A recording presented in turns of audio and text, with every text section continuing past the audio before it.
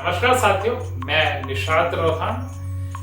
आज कुछ सवाल हमारे बीच में आ रहे हैं कुछ लोगों के। जैसे आपने देखा होगा उत्तराखंड में आजकल एक डिमांड उठ के आ रही है कि जिस तरीके से लद्दाख में 6th शेड्यूल की मांग उठ रही है, उसी तरीके से उत्तराखंड में भी कई संगठन 5th शेड्यूल की डिमांड कर रहे हैं। उत्तराखंडियों के लिए ट्राइब स्टेटस की डिमांड कर रहे हैं।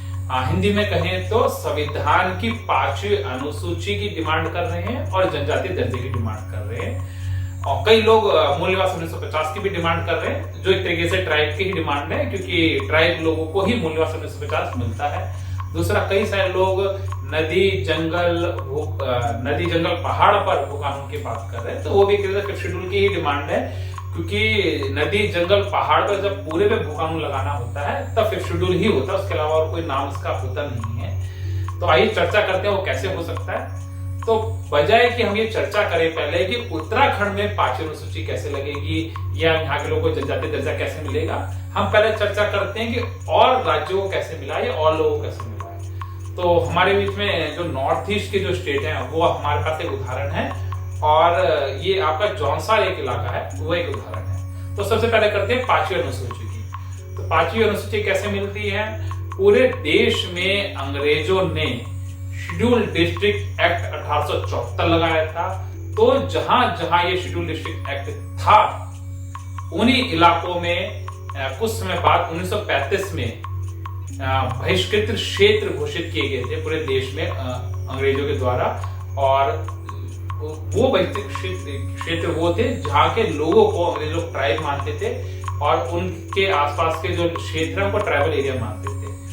तो जब भारत आजाद हुआ तो जिन जिन इलाकों में शेड्यूल डिस्ट्रिक्ट एक्ट 1874 लगा हुआ था, जिन इलाकों को 1935 में बहिष्कृत क्षेत्र घोषित किया गया था, उन्हीं इलाकों को आजादी के बाद 5वीं और 6ठी अनुसूची मिली और उन्हीं लोगों को ट्राइब का दर्जा मिला।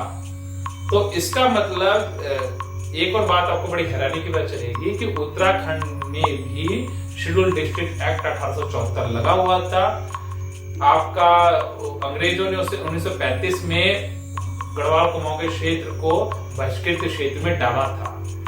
तो इसका मतलब उत्तराखंड के लोग ऑलरेडी एलिजिबल थे 5वीं अनुसूची के, वो उनको नहीं मिली। तो इसका मतलब 5वीं अनुसूची कोई ऐसी डिमांड नहीं कि उत्तराखंड के लोग अब कर रहे हैं, वो ऑलरेडी थे, उनको जनजाति दर्जा ऑलरेडी मिला हुआ था। तो आइए चर्चा करते हैं कि क्या अब उत्तराखंड के लोगों को, पर्वतीय क्षेत्र के जो लोग हैं, उनको 5वीं अनुसूची या जनजाति दर्जा मिल सकता है? तो उसका जवाब है बिल्कुल मिल सकता है।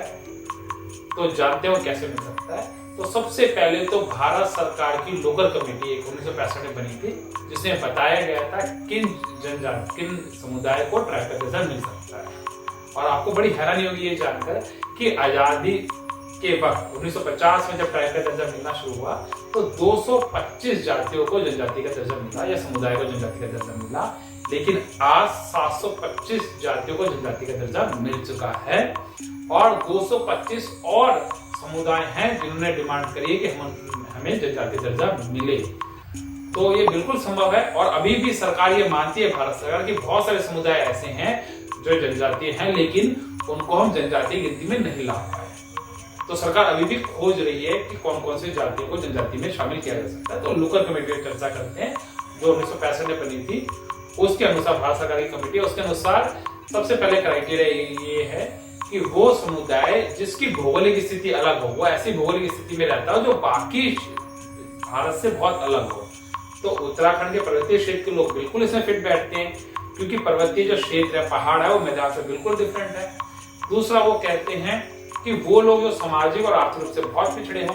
तो उत्तराखंड का पर्वतीय क्षेत्र सामाजिक और आर्थिक रूप से बेहद पिछड़ा हुआ है, और वो इतना पिछड़ा हुआ है कि 1995 से पहले तक उत्तराखंड के पर्वतीय क्षेत्र में 6% आरक्षण मिलता था, जो 1995 में हटा लिया गया। वो क्यों हटाया गया, उसका रीजन हम अगले वीडियो में आपको बताएंगे। तीसरा क्राइटेरिया, वो लोग जो, जैसा सरकार मानती है, जो लोग जंगलों में रहते हैं। तो उत्तराखंड का जो पर्वतीय क्षेत्र है, भारत सरकार के अनुसार, उत्तराखंड सरकार के अनुसार 85% से ज्यादा हिस्सा जंगल है। तो इसका मतलब अधिकतर लोग जंगलों के आसपास ही रहते हैं। उसके अलावा वो लोग जो पहाड़ों में रहते हैं उनको भी जनरल ट्राइब माना जाता है, तो उत्तराखंड के लोग पहाड़ों में रहते ही हैं। उसके अलावा ये माना जाता है जिनके रीति रिवाज जो है वो ट्राइबल की तरह है। जैसे कि ये जागर जो लगता है उत्तराखंड में, जो जागर प्रथा होती है ना, उसमें कोई मूर्ति तो होती नहीं है, एक जागर होता है और एक व्यक्ति जब जागर लगता है तो एक व्यक्ति जागर लगाता है और दूसरे व्यक्ति पर ईश्वर प्रकट होता है। तो ये जो परंपरा है जागर प्रथा, ये आपको पूरे भारत में सारे आदिवासी समुदाय में आपको मिल जाएगी। तो ये सारे क्राइटेरिया हैं जिसपे फुलफिल बैठ रहे हैं उत्तराखंड के लोग। और सबसे बड़ी बात, क्योंकि उत्तराखंड के लोगों को आप ऑलरेडी अंग्रेजों ने भी ट्राइब माना था, उधर शेड्यूल डिस्ट्रिक्ट एक्ट 1874 लगा हुआ था, उधर बहिष्कृत क्षेत्र घोषित किया हुआ था और वहां के लोगों को ट्राइब का दर्जा मिला हुआ था। तो इसलिए इनको ट्राइब का मिलना बहुत इजी है, बहुत आसान है। बस ये कि विधिवत रूप से कोई अगर संगठन इस पे बात करेगा और सरकार से बात करेगा तो दर्जा मिल सकता है, उसमें कोई रोक टोक नहीं है। अभी भी जो हमने पूरी जानकारी दी है ये सारे दस्तावेज के आधार पर आपको दी है, और हमारी कोई बात आपको लगे कि कुछ कमी रही है, कुछ और आप जानना चाहते हैं तो प्लीज कमेंट बॉक्स में आप बताइएगा और उसके जवाब आपको हम बिल्कुल तथ्य के आधार पर आपसे बातचीत करेंगे। जय उत्तराखंड, जय भारत।